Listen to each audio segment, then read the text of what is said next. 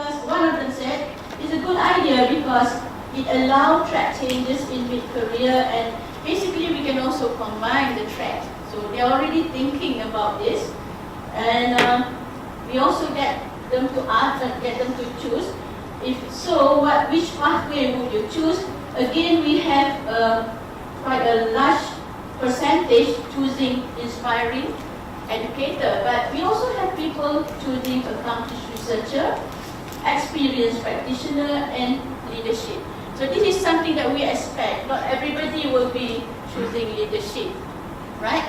And we have a number of professionals in our university. So we have this about 15% choosing experienced practitioner. So they were saying not every lecturer has a passion in research. Some of us are more interested in educate the students rather than doing research. But just to caution you, we are not saying that they don't do research at all, right? Each people has his or her own strength, and let us focus on it and give credit, support, and acknowledge on their strength. But some are quite skeptical because when you give people research track, their hours are reduced to 12 or below. Still, research track is still 12 hours of teaching, right? And if you do that, the management has to incur more costs to hire more staff. This person said which they refuse to do. The reason why we refuse to do because normally when we get part-timers, they are not as good as those who are already in the system because they come in, for one semester or so. Okay.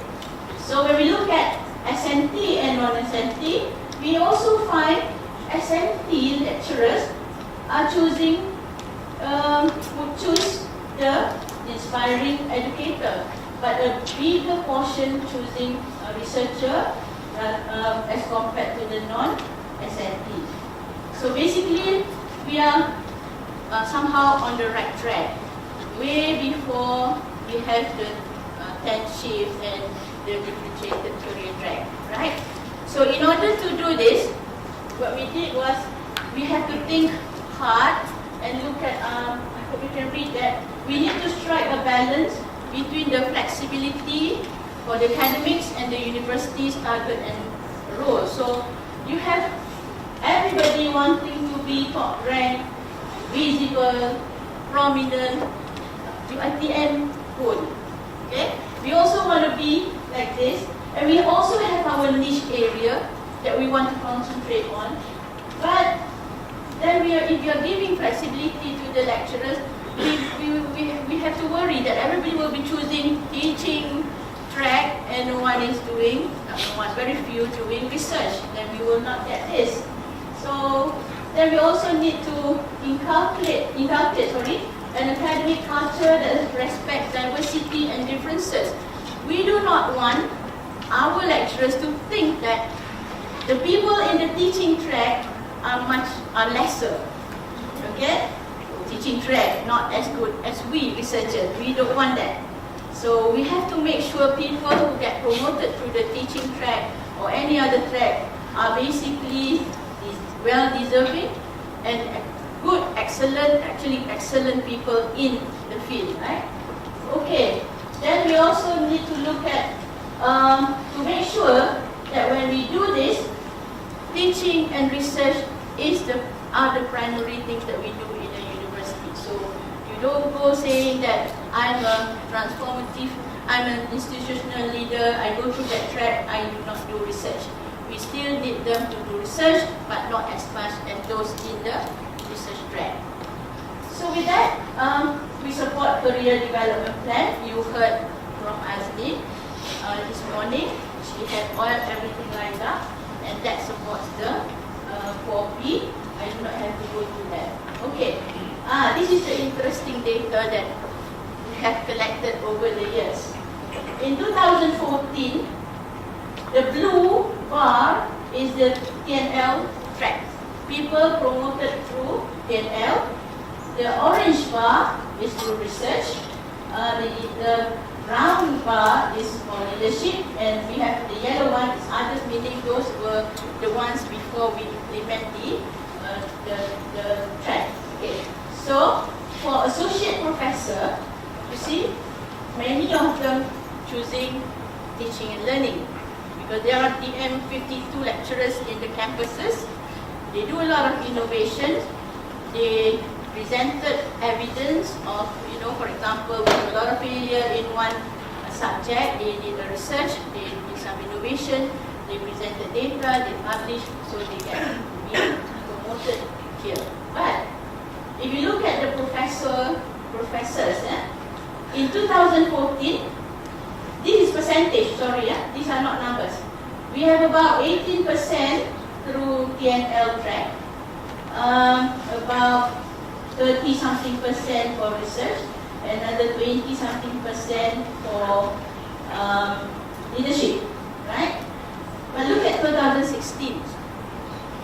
We do not have any promotion through the other tracks except for research. To me, it's good because it shows that it is not that easy to get promoted through the other track. So we somehow have given evidence that we showed that it's not some lower class track that people can choose and get easily promoted. So for last year, all professors were in the research track. Okay, so we had one in 2015. This is basically one person promoted through leadership, and it wasn't easy as well. This person was the dean, director of e-learning center before, and also someone who was stationed in Washington for a few years. So the track was basically fit her very well. Alright? Okay.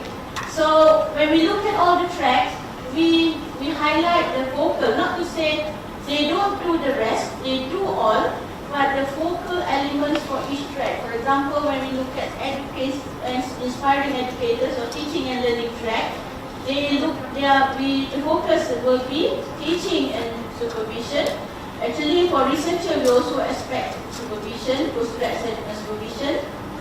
This supervision can also be degree supervision or even some form of master's by coursework supervision.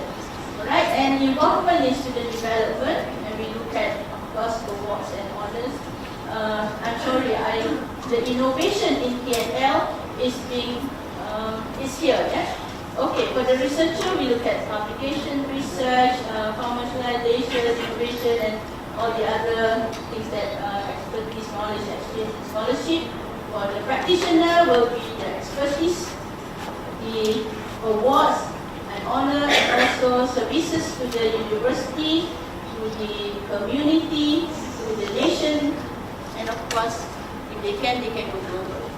Alright, and for leaders, these are the focal points.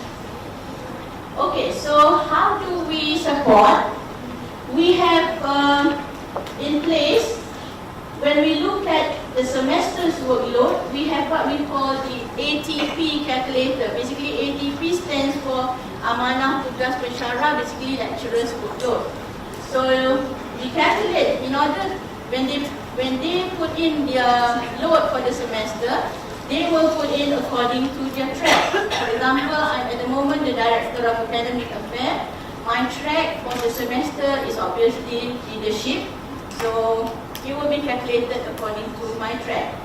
And when you go for annual performance, we have what we call the OPAL system, online performance appraisal system, which also goes by track. So I will choose for my annual appraisal which track I'm in, and it will automatically calculate according to the weightage. So if you are doing research, the weightage will be more on research and less on the others, but not to say none in the others. We must be doing something in the other tracks as well. Okay, when we go to the criteria, we have just completed our, actually it has been passed in deliberated and passed by CADe-Lead. Our criteria for academic promotion for all 4 tracks. We used to have 3, now we have the professional practice track. And when someone goes for, the promotion for this, when they fill in the form, the assessor for each person will also be receiving